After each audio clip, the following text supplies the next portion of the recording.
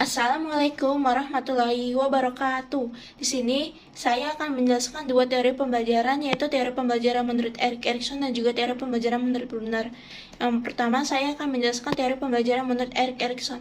Teori menurut Erik Erikson adalah teori pembelajaran yang membahas tentang perkembangan manusia, atau biasa disebut juga dengan perkembangan psikososial. Perkembangan psikososial tersebut yaitu artinya teori kepribadian terbaik dalam psikologi. Menurut Erik Erikson, tahapan perkembangan psikososial ada 8. Yang pertama yaitu fase bayi, usia 0 sampai 18 bulan. Pada fase ini, aktivitas utama yang dilakukan seorang bayi yaitu ketergantungan pada ibu dan mengekspresikan rasa frustasinya. Yang kedua, fase kanak-kanak yaitu usia 18 bulan sampai 3 tahun. Yaitu pada fase ini krisis utama yang dialaminya yaitu otonom versus malu-malu. Maksudnya di mana fase ini banyak menentukan rasa percaya diri dari sang anak saat sang anak beranjak dewasa. Yang ketiga, fase awal anak kecil usia 3-5 tahun.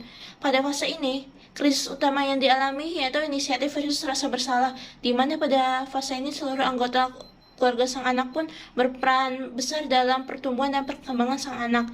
Keempat, fase anak kecil usia 5-13 tahun. Pada fase ini, yang dialami adalah rasa percaya diri versus rendah hati, di mana pada fase ini anak cenderung lebih aktif dan juga lebih kompetitif.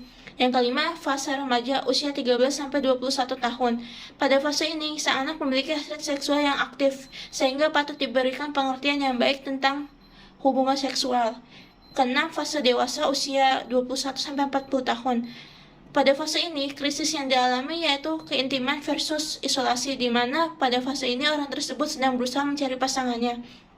Yang ketujuh, fase parubaya, usia 40-60 tahun. Pada fase ini, krisis utama yang dialami yaitu peduli dan pemandu keturunan versus stagnasi, di mana orang tersebut cenderung lebih suka berbagi pengalaman dan ilmunya. Yang kedelapan, fase lansia, umurnya di atas 60 tahun.